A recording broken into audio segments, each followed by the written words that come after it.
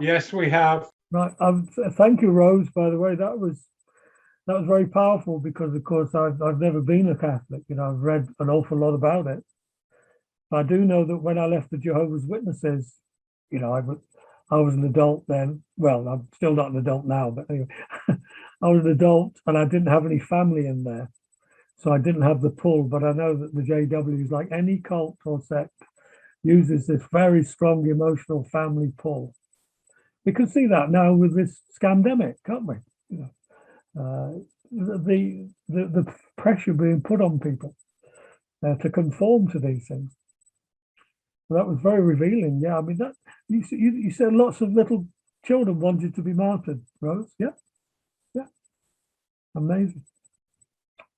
Right. Well, on we go. Taught by nuns, that was the best thing you could hope for. That was the Right, only way you could be absolutely certain you were going straight to heaven, to be right, martyred. So Sounds yes, it was a hope for. sounds like Islam. Yeah, I can see where Islam got it. yeah, yeah. I'll have to add that to my list. Right. Thank you for that. Yes, right. Okay. So here's another load. Babylon, they had those infallible law. We might not think of the word infallible, but you might remember from the book of Esther, what were their laws? Once the laws have been made, you can't change them. That means that those laws are infallible. The Assyrian kings, once these laws were made, they were bound to them. Isn't that why Nebuchadnezzar, or whoever it was, had to throw them into the fire? Now, that was the law. Whatever he wanted to do, he had to follow that law. So their laws were infallible once they were set. Where do you think the popes got their litter and their palm branches? I don't mean the litter blowing around the Vatican Square. I mean the litter, the cradle that the popes are carried in. That came from Assyria and Mesopotamia, and the palm branches, of course. Although you can argue that that is a form of ventilation, which we see quite commonly when we're potentates lying in cradles and things. Priestly priestly celibacy. Remember, there were the so-called temple prostitutes.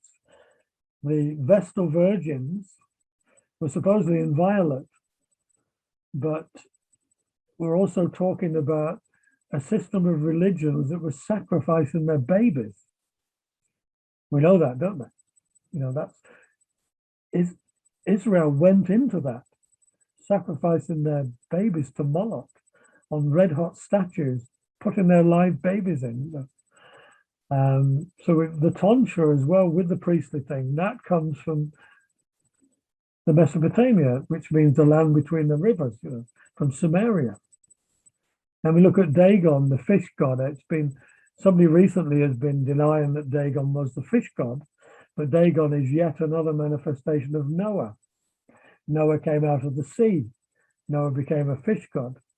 And certainly you can see lots of Sumerian and Assyrian bas-reliefs, the clay tablets with the inscriptions on, where these fish gods have got the mitre on the head. It's actually a fish mouth with open at the top. From the front, of course, it looks like a peak, but it's split in the middle. And that's what they wear in Asia, in Hinduism as well. So the hats came from there, the cloaks came from there, the mass and the golden cup. We're looking more at the mass when we get on to Revelation. The unbloody mass, they called it the unbloody mass in ancient times in the Near East, way before Rome got hold of that idea.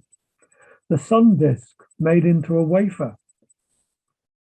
The baking, when the Israelites were told off for baking cakes to the Queen of Heaven, they were baking cakes to Tammuz. These were little discs, flat discs of flour or whatever, and they had a cross on them. Where do you think Constantine got his shield from? Was it a heavenly vision?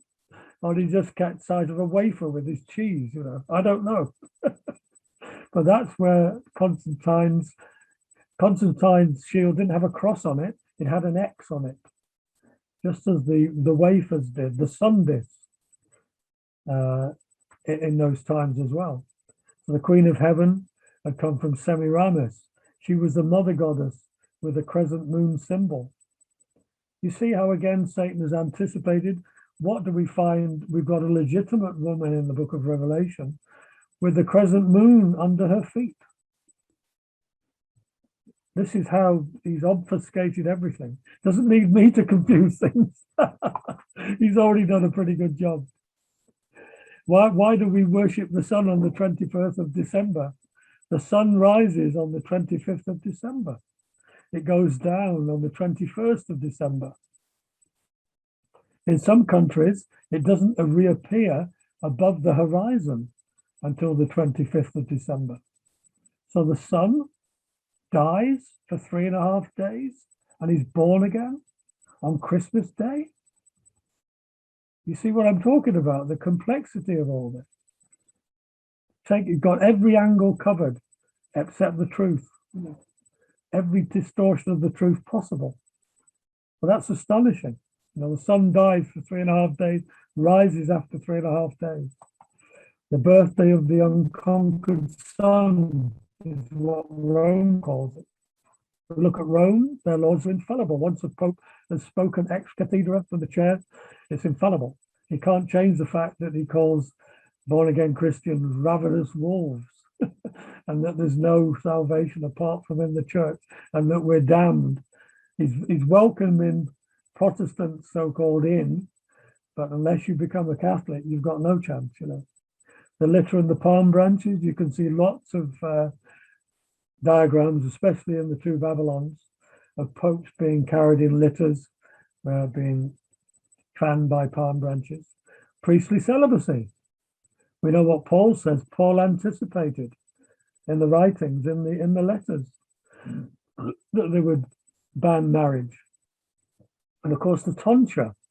What did it say in the book of Leviticus about cutting the corners of your hair? All sorts of strange hairdos. It wasn't just Peter Gabriel and Genesis that came up with this. This is very, very old. All these strange cutting of hairs that were actually banned for the Jews. And of course, some nuns, I'm not saying all nuns sacrificed their babies, because of course they didn't, but how many nuns ended up or having their babies buried in the ground between the nunnery and the monkery? How many baby skeletons have been found in the grounds of Catholic establishments, hidden away? Because the nuns, of course, because of this celibacy, they weren't celibate at all. They might have been raped as well as the children.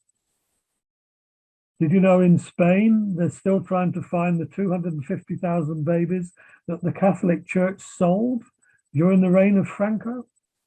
The Catholic Church sold 250,000 babies in Spain from their orphanages. And that happened all over Eastern Europe as well. So you could say that those babies were sacrificed as well. Of course, the Pope's silly hat is the Dagon mitre, the fish hat. The Mass of the Golden Cup, and say we're going to have a look at that when we go to Revelation, because that's a bit more complicated, a bit more complex than this. If you go in a lot of Catholic churches, what's the thing above the altar? A massive sun disk. Remember the things I showed you from Assyria, where it's the sun disk with the wings on it that was commonly worshipped in Mesopotamia and Egypt and South America and Southeast Asia. Again, these images of winged suns are very, very common throughout the earth. And there's their wafer. I don't think Rose will be able to tell me what an actual wafer looks like in a minute, but I've never actually seen a Catholic wafer. So I don't know whether it still has a cross on it. But what do people eat at Easter? Hot cross buns, cakes baked to the Queen of Heaven, hot cross buns. Mary, of course, as I said, is regarded as the co-redemptrix. She's replaced the Holy Spirit in a Catholic Trinity. Holy Spirit's out, Mary's in, because the idea was God was too fierce, Jesus was too busy dying. Therefore, Mary had to be the way, the soft and gentle way, with her bleeding heart to get you to God. And that's why there's that appalling Mexican artist who paints people with their hearts on the outside and bleeding all down.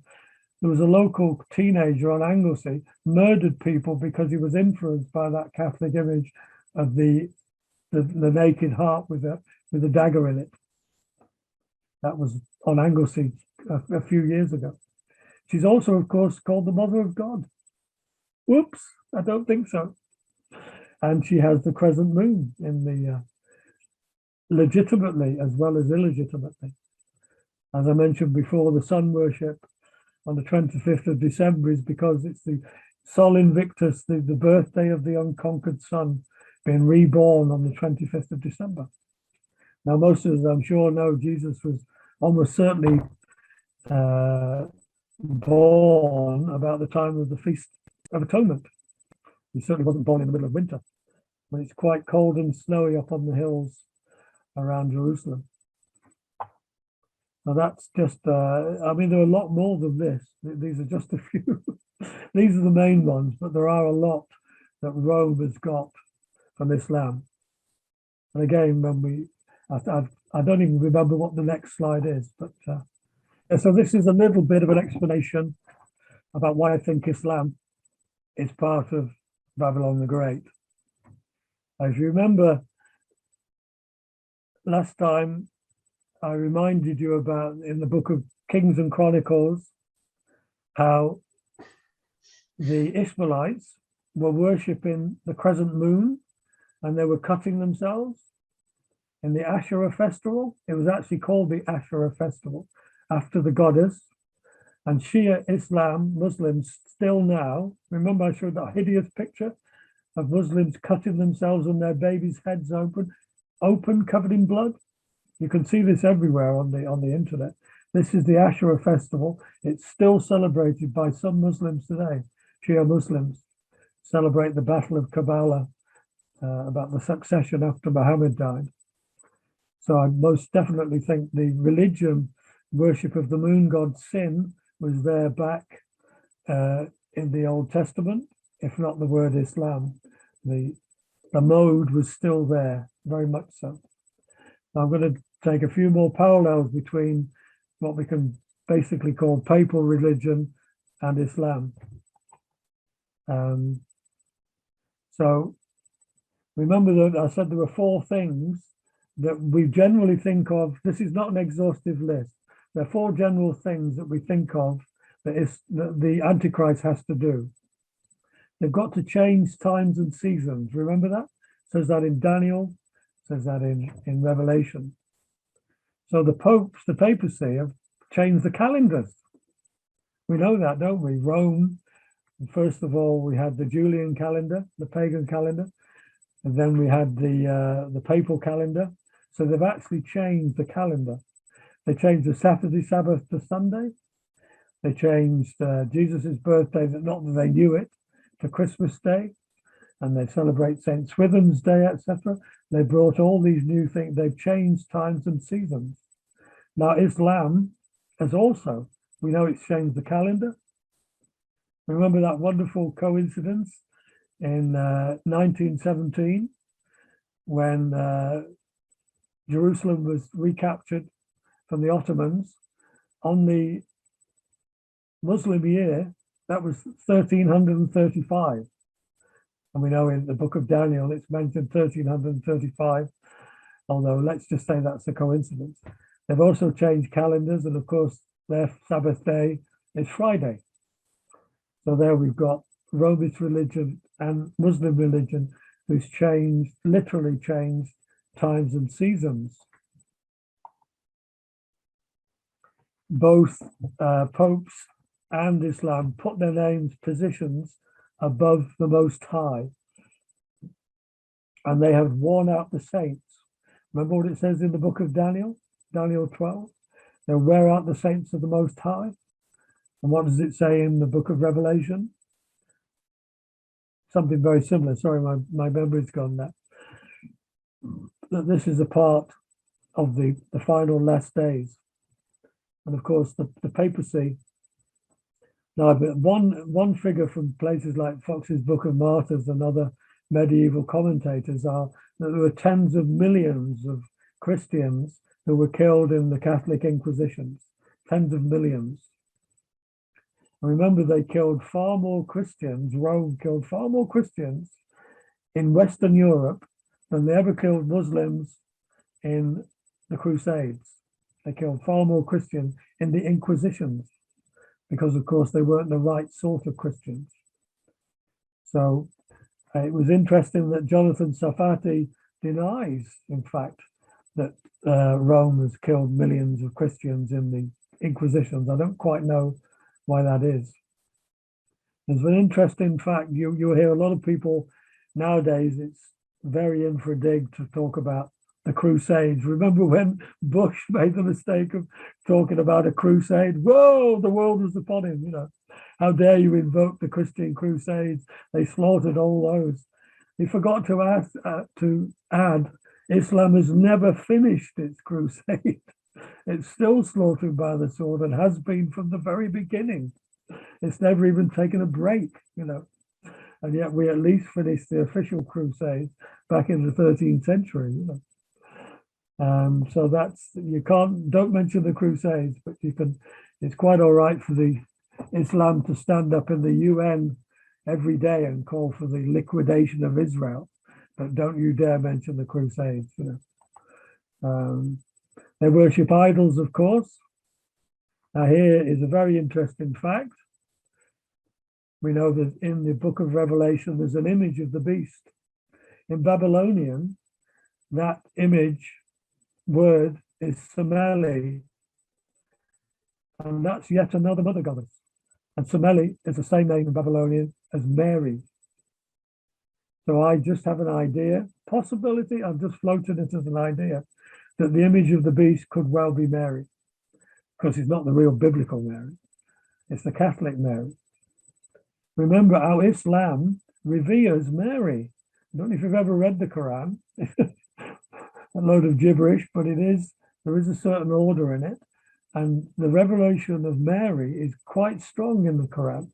And of course, Muhammad called his daughter, one of his daughters, Fatima.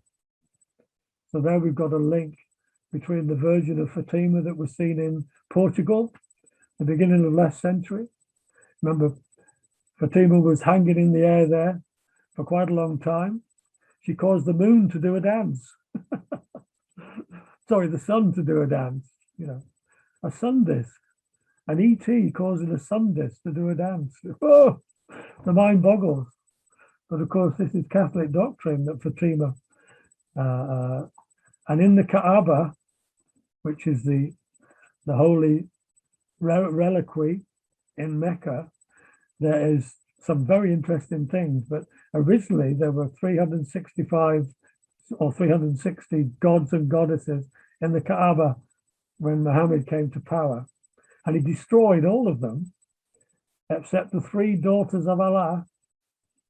You might remember a certain book called the Satanic Verses. Well, the Satanic Verses are in the Quran, and they do mention the three daughters of Allah, because it seemed like Muhammad or Allah was complaining, I don't quite know which one.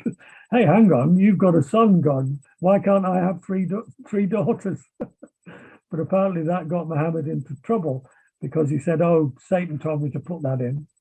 So Muslims have been arguing ever since about, well, if Satan told you to put it in, why is it still in the book? You know, you've taken half of it out. And of course, we know there was a fatwa on the guy who wrote the Satanic Verses, whose name has just slipped my mind at the moment. So we've got these things between mother goddesses and Fatima, which is common to Islam, as well it is to the papacy. And also in the Kaaba, there is a black stone, a meteorite. And if you remember in the book of Acts, they're condemned for worshipping a black stone from heaven. They're worshipping a black stone as well in the Kaaba in Mecca.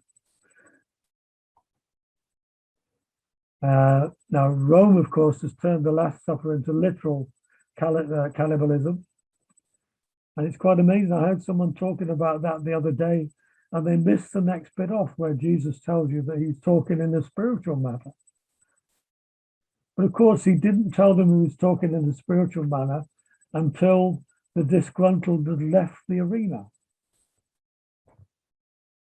which is quite revealing. And of course, Rome is extremely good at doing false signs and wonders. And of course, that's why when you think of the whole thing about the blood sacrifice and cannibalism and relics, remember one of the oldest Babylonian myths has the gods making earth, heaven and earth, out of the bits of broken and bloody bodies. Where do we think the Catholics get the relics from? All of these bits of God's bloody bodies were broken up and turned into heaven and earth in a battle between a god and a serpent, Marduk and Tiamat, the serpent of the deep. You see, again, we've got all these very, very common denominators being rolled out in just endless permutations. And so we've got all these bits of relics. You know, they've got 15 foreskins of Jesus in the Roman church. They've got 3 whole bodies of Mary Magdalene and the endless fingers and toes and bits and pieces of all the saints and what have you. It's because of these Babylonian myths where the gods tore each other to pieces. I mean, again, you look at China, where one of the gods there, his head exploded and created mankind. And people laugh at that, but it makes perfect sense to me because we're all little bits of God's head without the whole thing to bring it together. Makes perfect sense to me, you know. Muhammad did this miracle at Judgment Day of splitting the moon, or is about to do it. Again, the Quran and the Hadith is not very clear about this. And of course, if you know from Islam, we're literally made from God's blood. God made Adam from his blood in heaven, actually. And then when he was naughty, threw him down to earth. So we've got all these common denominators between the two religions, as it were. And of course, Rome forbids to marry, as Paul predicted they would. And of course, they regulate the diet, as Paul predicted they would as well. Yeah. And with Islam, of course, they're very hypocritical. There's a lot of polygamy and whoredom, and in fact, homosexuality as well, although that's condemned supposedly. And they're halal meat. Now, of course, the halal meat is actually killed, as far as I know, in exactly the same way as a Jew will kill, but simply by spilling the blood. The difference, of course, is the prayer that the Muslims say over the meat and the halal butchers, but they're being butchered in exactly the same way that a Jew would butcher. Now, and I think I said last time, I know that Sheffield is built on 7 hills as well, but Rome has long been recognized by many as Mystery Babylon, scarlet clad, drunk on the blood of the prophets, riding the beast, that's the political beast of Europe, and still is nowadays, and called Mystery Babylon. I didn't know that Mecca was surrounded by 7 hills as well, actually, although they're quite small hills. And it's also spread by the sword, of course. It's never been spread by anything else but the sword. Although there was a period in Spain when both Jews and Christians were welcome, actually, in the Alhambra in Granada. There was a period when they were more advanced than Christians were in Europe. If you think back to the Middle Ages, you think back to the Elizabethan times and the so-called Holy Roman Empire, we were literally living in our own feces in the streets. We were pouring it into the streets. And whereas in Spain, in the Alhambra, with those beautiful, remember these beautiful fountains and all the rest of it, they were completely far more civilized than we were in Europe. You know, even you think back, people talk about evolution. You think of devolution. Abraham lived in a 2-story house in Ur of the Chaldees with plumbed-in water. And by the Middle Ages, we were literally crawling through our own filth in the streets in Europe, so-called Christian place. So I shall stop sharing the screen there and invite more questions or comments. Philip, I was recently listening to a lecture, an in-person lecture for the first time in a year and a half, about given by the Friends of Reading Abbey, talking about how the abbey was built, and they had diverted part of the Kennet to come flooding through the rear dorter, as they called it, in the monastery, so that the poop was taken right away, and the monks all had orders to wash their hands and their faces before their meals, so there was no bad smells around the abbey at all. It was very clean, and this would have been, well, it was established 1121. Oh, really? So quite a long time ago. Well, it was all demolished at the dissolution of the monasteries in 15. Oh, yeah. So, they were very clean around Reading Abbey. Yeah. All right. Well, I didn't know that. Yeah, I was amazed. The necessarium. The necessarium, they called it. The necessarium, Yes. yeah. Instead of the loo. Yes. I thought you said when the stream carried the poop away. I thought you said the Pope. No, the real poop. Yes. Well, of course, that's the origin of the expression, the wrong end of the stick. The stick had a sponge on it in a Roman toilet. Oh, I didn't know about that. Shall we save that for another time? Indeed. Well, we were at least very clean and tidy here in Reading. If you were a monk. I don't know what it was like outside, but in the monastery it was pretty tidy. Right. Well, that's news. That's good. I didn't know that. I'll apologise to Reading the next time I go through. Right.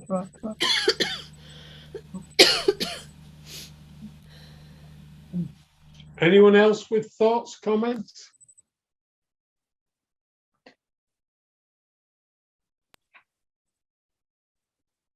I've actually only got one more slide, which carries on a bit on the Mary Fatima thing. Can you put the other one back again, Philip? Because there was something, and it might jog my memory. Nick did. Yeah. Hi, Randall. Hi, Philip. Hello. Hi. Yeah, just a couple of scriptures, if I can throw them in at this point, that came to me. End of John 3, after Jesus speaking to Nicodemus. Mm-hmm. I'll just start it off at the end of verse 18, I think it is. At the end of that verse says, men prefer darkness to light. And then verse 19, which is the one that came to me, and this is the judgment, that the light has come into the world, and men love darkness rather than light, because their deeds were evil. Yeah. And then after that, the well-known one in Romans 1, of course, and then their senseless minds were darkened. And in verse 27, claiming to be wise, they became fools and exchanged the glory of the immortal God for images resembling mortal man, or birds, or animals, or reptiles. Can't read the rest of it now. Oh yeah. Therefore God gave them over to the lusts of their hearts, etc. Because it was just going through my mind as I was pondering everything you were saying.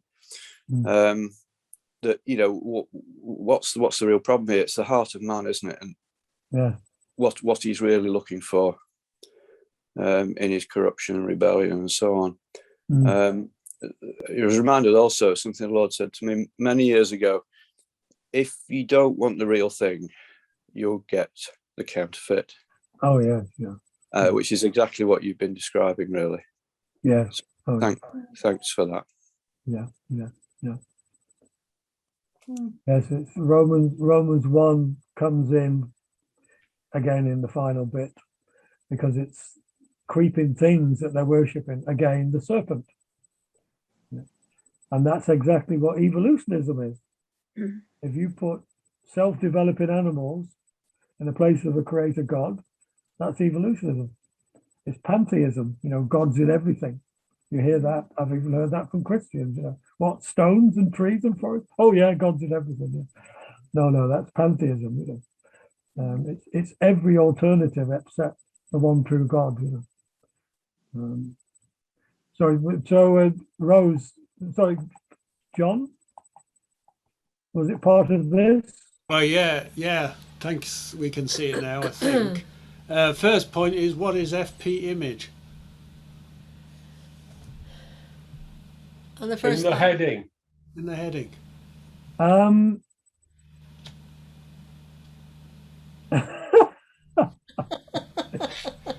oh, sorry, false prophet.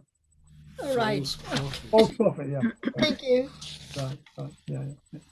I say that when we come to Revelation, that boy, are we going to have a time there. But, Philip, could you explain about celibacy again, please? well, that was first brought into the temple worship in ancient times, from the earliest time. And then Paul predicted that it would happen in the church, in the coming church. And he said there would be forbidden to marry and forbidden to eat in certain things. Of course, that's exactly what Rome has done. But we already had this celibacy in the old temple worship. And some of them were supposed to be virgins, like the Vestal virgins. Some were actual temple prostitutes. So it's you can have it both ways, as it were. And of course, I was saying that some nuns gave birth to illegitimate children, and they were sacrificed, they were buried, they were killed, and they were buried in the ground, usually between the monkery and the nunnery, or in the walls or whatever, in the cellars. And so, although they're not literally sacrificing children, they in a way they are. They're not offering them up to a false god, but they're offering up to their own distorted view of God. And that was the celibacy bit. Right, back to the points. You said halal meat. It's done in exactly the same as for the Jewish folk, and that's not really the case. Don't they just slit the throat and drain the blood? There is a similarity, but the process, the practicality of it is that it's how can I say it? There's much more pain, if you like, related to the halal process compared with the Jewish process. And so, are you going to say something about that? Yeah, I want to. My experience of slaughter within Islam was in Somalia mainly, and I've heard Muslims in this country say, "Oh, that's just terrible. We would never do it that way." But when I was working in a Somali refugee camp, when they were slaughtering a lamb or a goat, they felt it was very unkind to restrain them in their dying moments, so they would slit the throat and just let the goat or the chicken or whatever wander around until it fell over dead, because they didn't want to restrain it in its last moments. Whereas I know in this country, for halal slaughter, as with kosher slaughter, they slit the throat quickly and hope that death is quick. Whereas in Judaism, they're allowed to stun the animal but not kill the animal. But in Islam, they think, no, you shouldn't stun it. It should be alive and well, so they just slit the throat. Right. So it's pretty grim for the animal in every case, but it's a whole lot worse in Islam. I'm saying that the main thing, of course, is the prayers that Muslims say over the killing. That and the fact that unless you're kowtowing to Islam, you can't have a job in an Islamic halal abattoir. Right. So maybe that's got something to do with his problem with the pigs. I don't know. Right. Yeah. Maybe there aren't enough non-halal butchers and abattoirs to deal with the pigs. I don't know that. That's surmise. I don't know, but it might be the case. And then your last point there, 2 times invading HR Empire. Could you so-called explain? Holy Roman Empire, Islam has twice invaded Europe, which is why it regards those bits of Europe as Islamic. That's why it has to have them back, because the Quran says it can't lose them. Yeah, So, most of Spain and up to the gates of Vienna should be Islamic. yeah. It's an insult to Allah otherwise. Yeah, Yeah, yeah. which is the Um, main problem with Israel, of course, oh yeah, yeah, from the Islamic point of view. yeah. Yes, it's of course that's when you look at. I think it was Jacob Prasch that pointed out that before the Second World War, the Jews were walled up in a ghetto, and after the Second World War, the Germans were walled up in a ghetto. And of course, the Germans killed 6.5 million Jews or whatever, Semites, you might say. Now they're invaded by millions of Semites. So there's a quid pro quo there. Quite astonishing, going along with all this. Okay, thank you. Okie doke. You made a passing comment about bodies being cut up and spread and passed round. Mm. I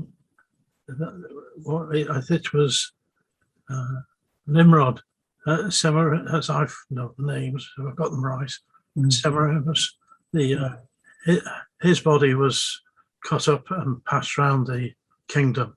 Yes. And the Cleopatra's Needle is a phallic. It's supposed to be the replacement, a symbol of Nimrod. Oh yeah, that's right. It's in America and on the South Bank, is it? Yes, and in front of the White House. Yes. Oh yeah, yeah. I mean that's another quite astonishing thing, which it's just gone out of my mind there.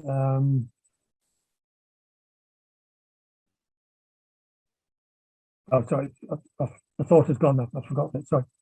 Okay, Philip, we've okay. just passed 9 o'clock. Can you do Right. the slide and Yeah, this is see the if we last. can finish by 1:15? Okay, this is the last slide. Yes, this is just a bit more detail about the thing about worshipping the Babylonian goddess and how Catholicism now worships Mary. We know that it's the Catholic Queen of Heaven who crushes the serpent's head. You can see these images throughout papal history of the Queen of Heaven crushing the serpent's head. Who's supposed to crush the serpent's head? The seed of the woman, not the mother, isn't supposed to crush the serpent's head. So they've twisted that round as well. I also mentioned that she was the mediatrix and she's in the Trinity and she's in the Virgin of Fatima. I've already mentioned that bit. But this bit, I've got this quote from Saint Simon de Montfort. You remember he was French, although he was supposedly the patron saint of Leicester or whatever, he was actually French. He wrote of the second coming of Christ to reign over all the earth and to judge the living and the dead. But prior to his coming, Simon de Montfort foresaw that great men will be filled with the Holy Spirit and imbued with the spirit of Mary. Men will destroy sin and establish the kingdom of Jesus Christ here on earth. Kingdom now via Mary. There's a new twist for you. Tell that one to Rick Warren and Rick Joyner. Their kingdom now. I'm sure they'd welcome Mary in and Fatima and what have you. But you probably know that Simon de Montfort was a very famous medieval knight, as it were, and he did a lot of good as regarding the laws of Britain, even though he was a Frenchman, But this is what he wrote. We're going to be filled with the spirit of Mary to conquer the earth, to take the earth for Christ, according to Saint Simon de Montfort. He went on to say, these great souls filled with grace and zeal will be chosen to oppose the enemies of God who are raging on all sides. They will be exceptionally devoted to the Blessed Virgin, illuminated by her light, strengthened by her spirit, supported by her arms, sheltered under her protection. They will fight with one hand and build with the other. So they're building the kingdom of God, according to Simon of Montfort, under a Catholic virgin, and they'll be sheltered whilst they're building and fighting all at the same time. And so you will notice at the top here, we've got ET. If you know anything about ETs, you know an awful lot of it is about sexual encounters and impregnating and all the rest of it. And we'll be looking at that when we look at Revelation, because of the fallen angels of Genesis 6 and the fact that in Revelation, we already have the so-called alien church in France who think that they are the offspring of female ETs here living here on Earth. And you would think that would fairly crazy, in fact, the fact that it writes about that in the book of Genesis, chapter 6. Now, not everybody agrees on that they are actual fallen angels, but I certainly do. But it's just another part of the riddle that's coming. Why on earth have there been this whole rush of ET sightings since 1947 in the modern era, you know, associated with all sorts of things? There's a very, very good, well, it's so old, it's not a DVD, it's a cassette, a video cassette by an Irish Christian about the very close connections between fallen angels, demons, Fatima, ETs, and Mary. He goes into a great deal of very, very good. I'll look it out for next time. I've got it over on my shelf somewhere. But all these are manifestations in the heaven, and they're bringing down enlightenment, so-called, to us. And the juxtaposition of suns and serpents and winged creatures and things going back and to, you know, heaven must be extremely busy. It really is astonishing. And I don't quite know how it's finally going to play out, because of course, Revelation is a book of symbols. It says at the beginning that John was given this book and signified it, I mean, turned it into symbols. We don't really believe that Jesus has a sheep's head and 7 horns and a sword sticking out of his mouth. You know, obviously there's a lot of symbols in Revelation.